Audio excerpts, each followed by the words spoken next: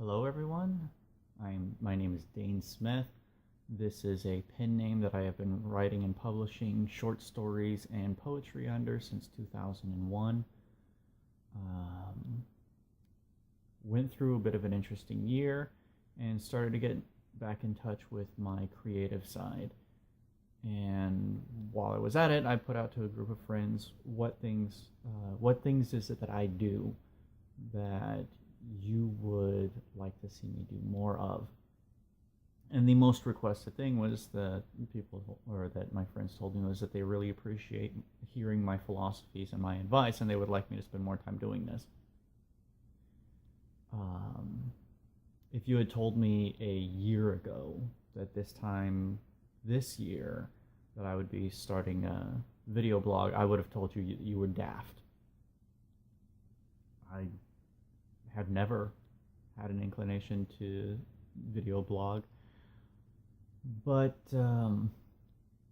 it occurred to me while thinking about ways to discuss philosophy, forms of media that I could use, that I would be capable of putting more information into 5 minutes of video than I would be able to in 3 pages of essay.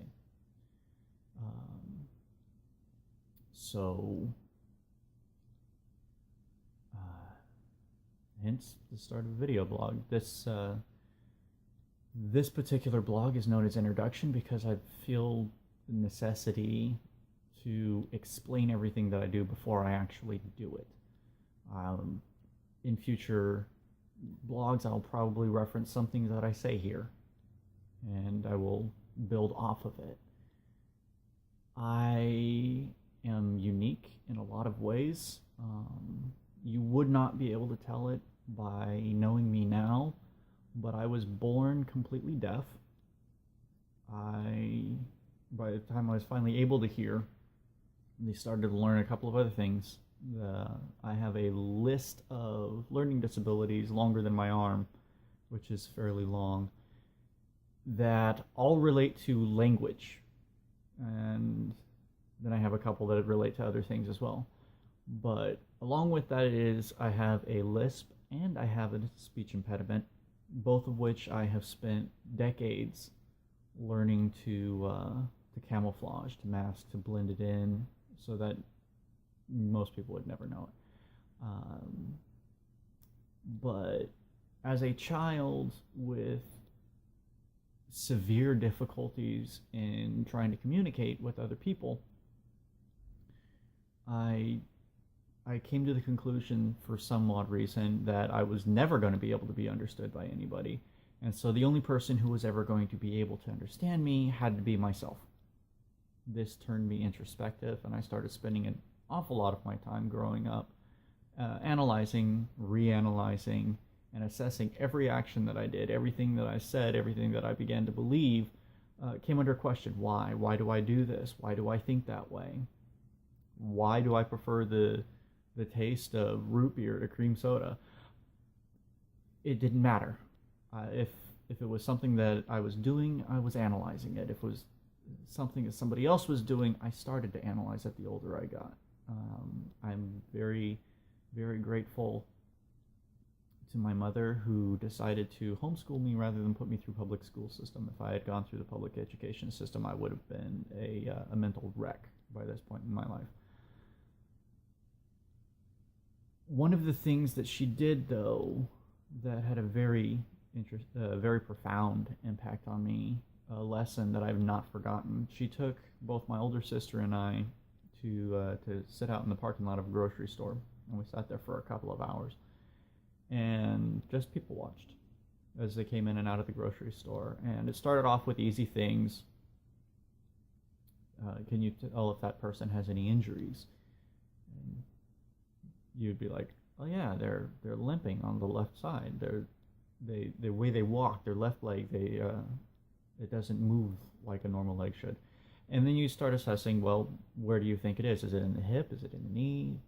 Maybe it's the ankle. You start to delve into the nuances of a person's walk. And then the questions got harder. Can you tell if that person's having a bad day? Can you tell how many hours you think they worked this past week? Do you think that person slept well? What kind of dreams does that person have? Things that you would not inherently suspect from somebody's walk, you can actually read into them to a degree, just in the way that a person carries himself, in the way that a person stands, in the way that a person talks, in the way that they make eye contact. There are things that can be learned by watching other people, and I have been a people watcher ever since. I find human beings to be simply fascinating, frustrating and fascinating. You never find anybody or any creature that's more creative, that's more genuine, that has a greater sense of empathy, of camaraderie than a human being. Incidentally, you also not find a single creature that is greedier, more selfish, more inconsiderate than a human being as well, and that's where you get the bit of the fascination, the bit of the frustration. I'm always am glad to see people pursue something creative, and I'm always a little disappointed when somebody just doesn't have any interest in making something new. I myself take a great deal of pleasure and pride in my ability to create, in my ability to make art, to sing, to play music, to write stories. Actually, story writing, because of my learning disabilities being so heavily restricting on my linguistic abilities, on my ability to read, on my ability to write, on my ability to just communicate. My ability to tell stories is actually my greatest source of pride. I take great pleasure in being able to effectively convey an idea or an image that's in my head via the written word. And so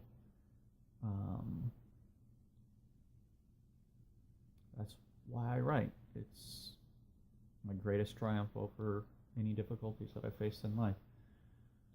The purpose of this blog, though, is not so much to showcase my creative side in terms of my writing, but to showcase, or not even really showcase, but just to share. I want to share with you some of the things, the ideas, the unique perceptions, perspectives, and conclusions that I've pulled out in my life. I have a very unique experience of being able to say that I've stood on 4 continents. I've been so poor that I looked at the last couple of dollars in my wallet and debated on whether I bought food for the first time, or if I bought food that night and ate for the first time in 3 days, or if I waited another night.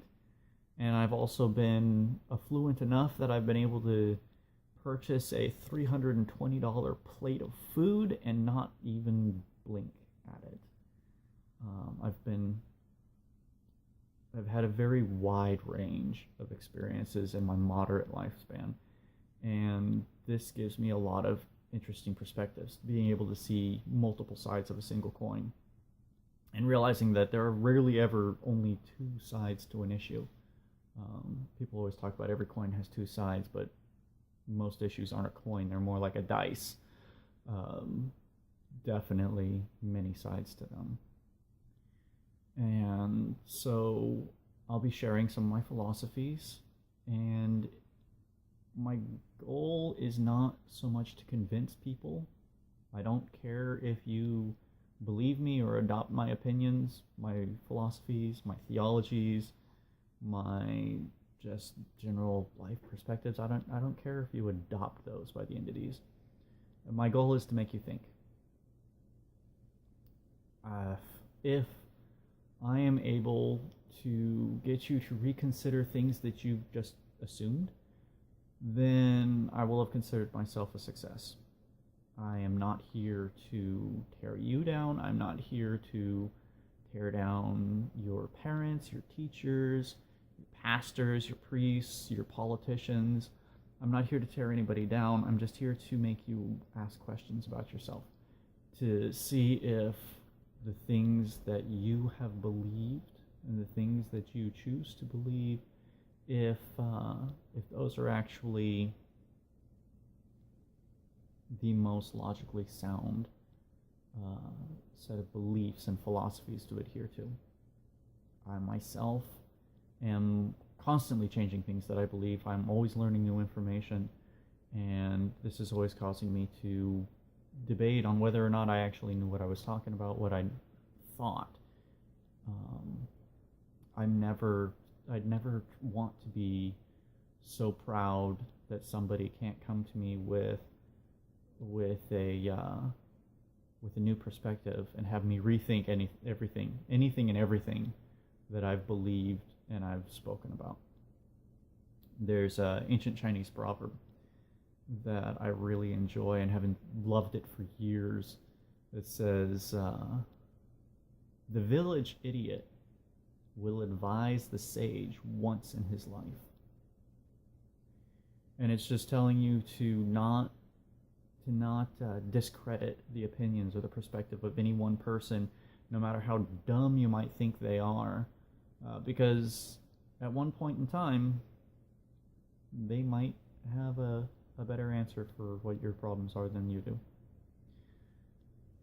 That being said, I have a couple of ways that I will generally present the information that I'm giving. The first one that I will give to you comes in terms of facts. Facts: the sun rises in the east. Fact: the sun sets in the west.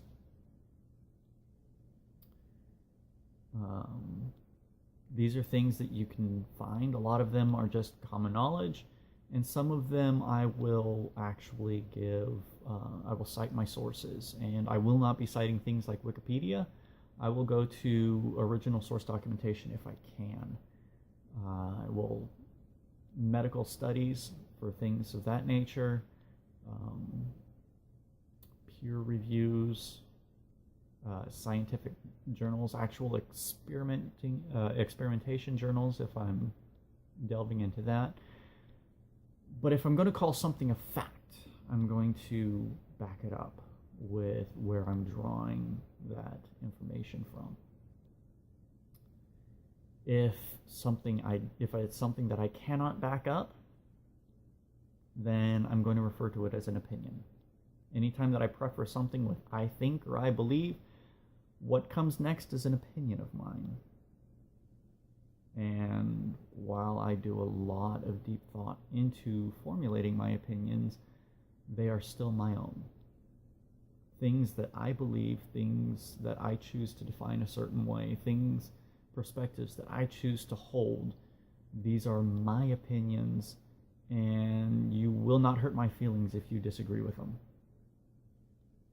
I hope that I do not offend you when I disagree with yours.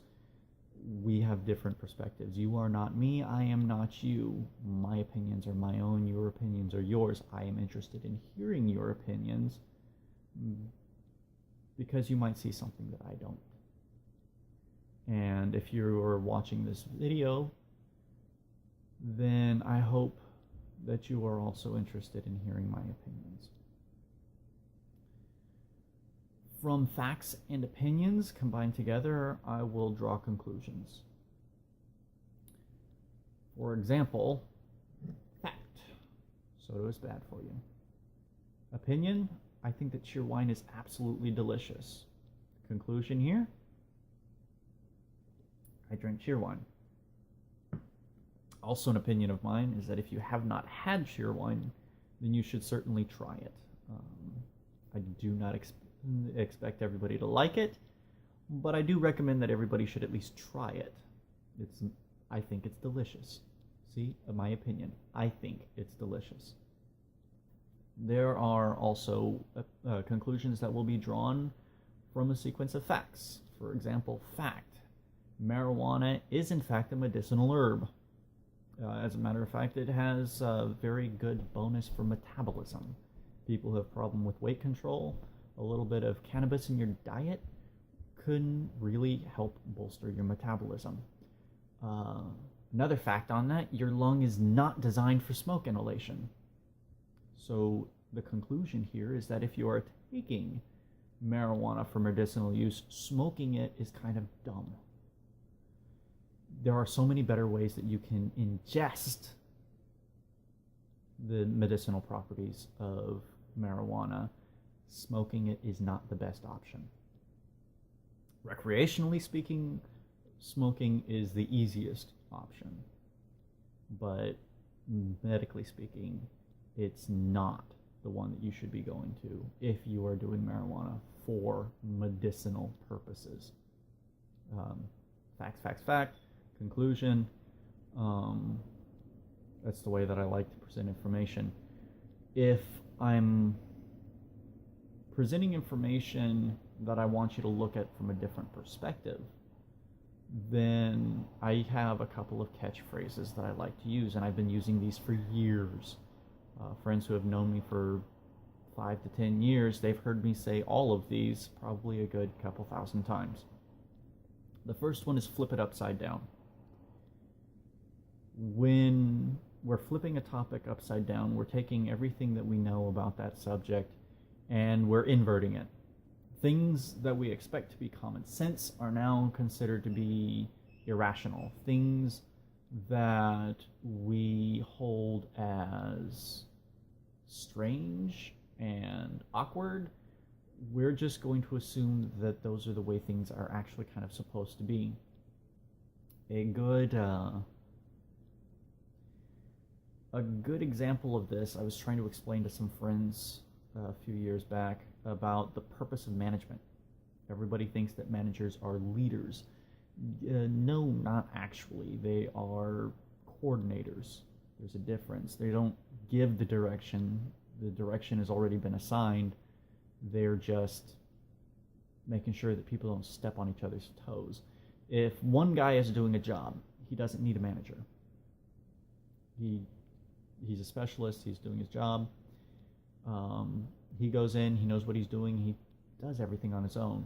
If you have a team of a couple of guys, like, maybe 3 to 5 guys going, some guy will kind of take charge of the team just to make sure that everybody still kind of stays in the same direction. That's leadership, but that's a team leadership, and it doesn't necessarily make him a manager.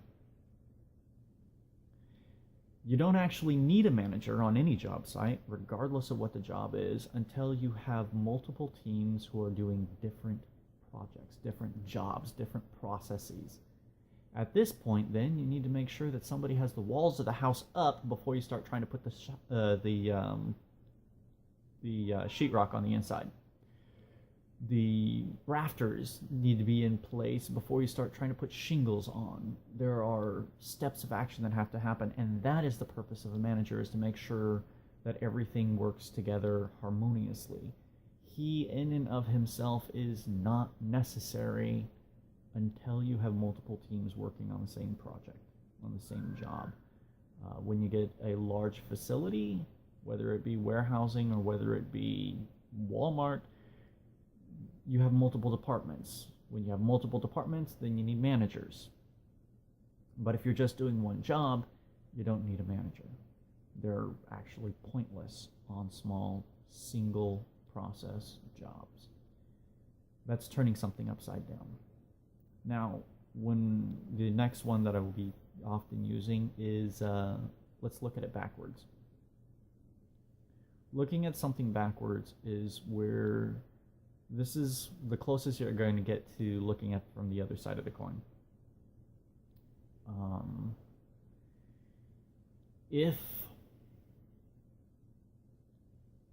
Okay, so let's say that a guy is breaking up with his girl. And so the guy says, "You deserve someone better than me," and leaves. The statement, "You deserve someone better," is meant as a compliment. The guy is debasing himself and lifting the girl up at the same time. And that's what everybody understands that statement to mean. That's what That's the reason why it gets used, is because it's supposed to be a goodbye compliment. But if you look at it backwards from the other side, it's actually kind of an insult. Not really kind of an insult, it's actually really kind of insulting. When the guy tells the girl that you deserve better than me, he's completely undermining her right to choose. Her opinions, her desires, her wants. He is saying that every single one of them are completely irrelevant in his decision-making process. He does not actually care a thing about what she wants or thinks or feels. He's the one who's going to decide what she gets. And he's going to start by saying, it's not me. If you wanted to be more honest, he can Meghan Trainor it and he can say, I deserve better and leave. At least he's being honest. But both cases is still kind of rude. That's looking at something backwards. Let's look at from the other side of the perspective of an issue. And then the last one that I'll be using a decent bit is the term, let's pull it inside out. And when I turn something inside out, pull something inside out, I'm taking one little aspect of a larger subject, and I'm making that the central focus of the subject. Probably the best example that I can come up with this, or for this, is I wanted to... rewind.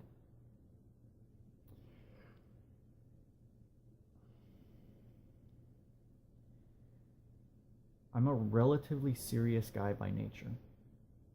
I try to say things that I mean, and I try to make sure that I know what I'm saying before I say it.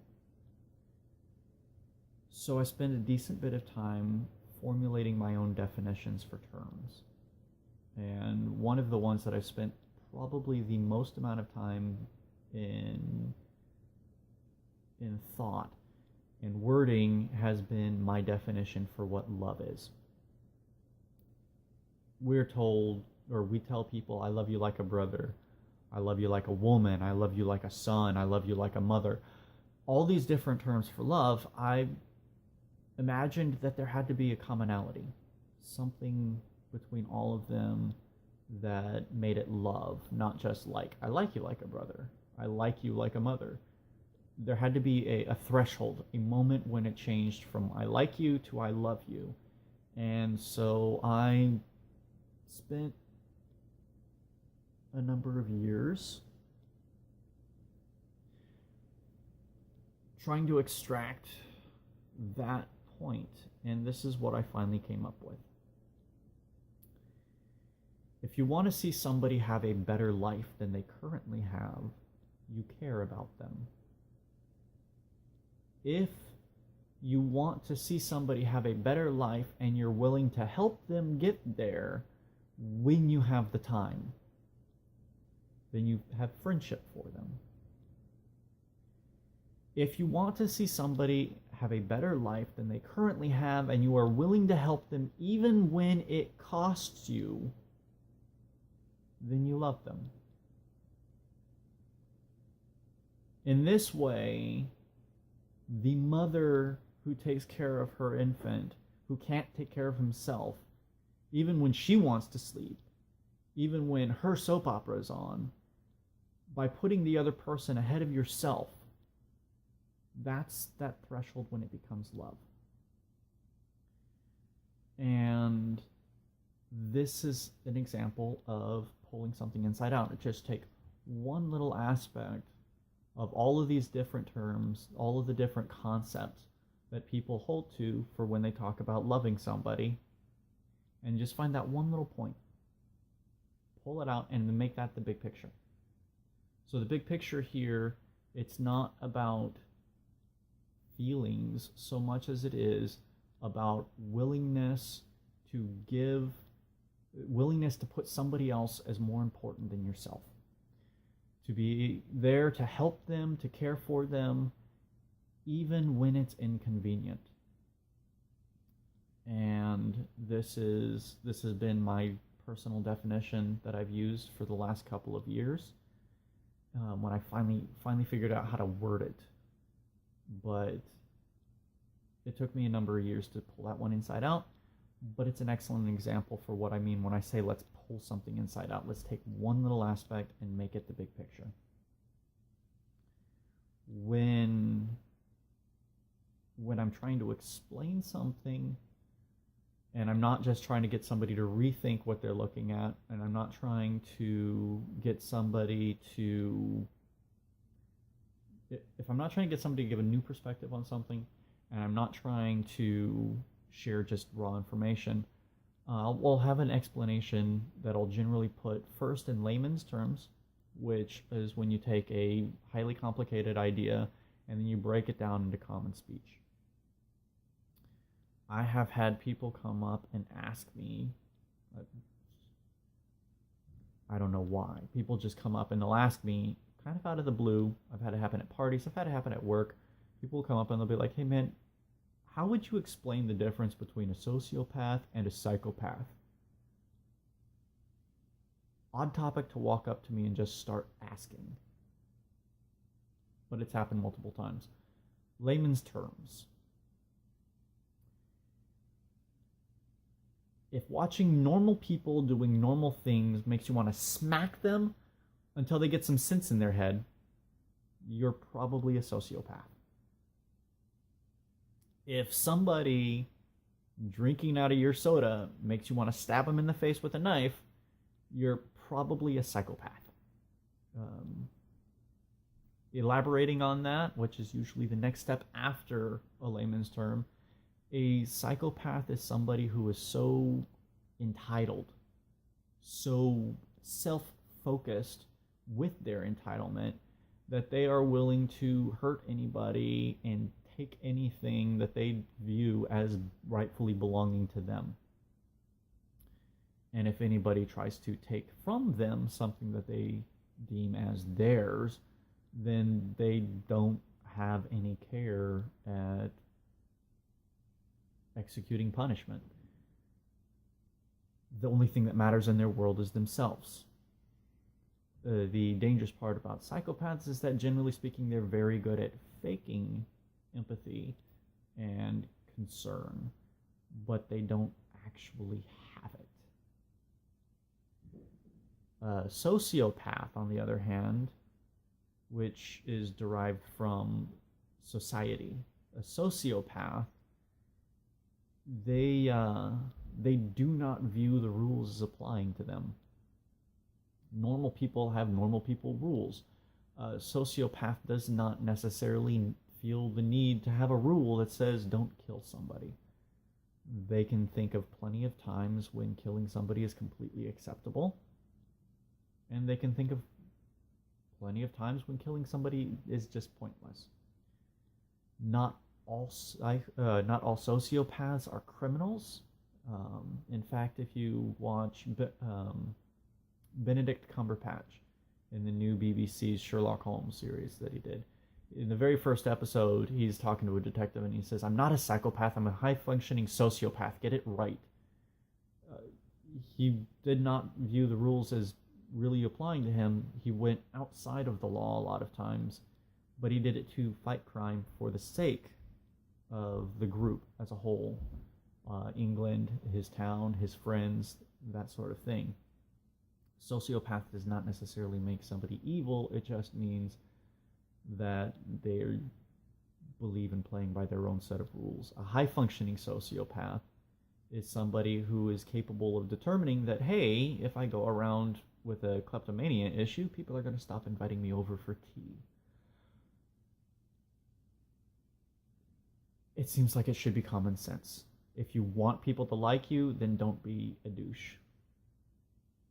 A sociopath can get that. They don't need rules to tell them. And then the last thing that I will be using for my explanations are definitions and etymologies. For a definition of a word that I use that I feel needs to be defined, but I don't necessarily feel the need to define it, I'll pop it up right here on the screen, and you can read that yourself while I'm still talking. And it'll be just a short definition just to explain what the word means. Etymologies are a little bit different. And now etymology, you break the word apart and you look at the roots of it. I am very fond of etymologies. I believe that it strips away a lot of modern connotations. I believe that it helps us by looking at the history of the word, we understand what it originally meant, and this helps us understand what it should mean at its foundation, at its root. So that basically covers everything that I wanted to tell everyone. Thank you for watching.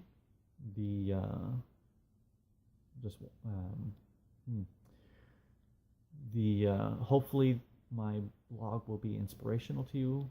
I hope that you enjoy hearing some of my philosophies, some of the proverbs I've collected. I hope that you find it to help you to understand yourself and the world around you a little better. If it makes you ask yourself questions, good. That's kind of the point. If it helps you find answers, excellent. That's icing on the cake.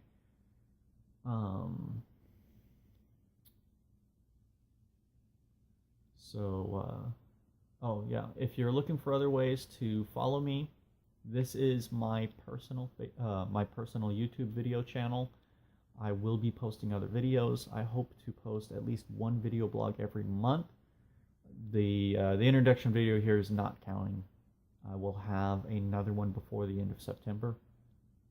And I have a couple of outlines that are already in writing for those, for the first couple of video blogs that I'll be sharing. Hopefully, with time, when people start asking me more questions, I'll be able to revisit subjects, and we'll actually be able to get a little bit of Q&A in here as I answer questions that people have, I hope, and possibly get into some of that advice that my friends were really hoping that I'd be able to share. Also, you can follow me on WordPress. That is danesmithblog.wordpress.com, or you can hook up with me on my author's Facebook page, which is www.facebook.com/DaneSmithInfinite. For those of you who are wondering why there's the word infinite after my name, that's because it's been my favorite number since I was a child. Arguably, it's an imaginary number. Infinite just means you can't count it. Non-finite. Finite means you can count it. Infinite means you can't. So an infinite number is any number that we do not know how to measure.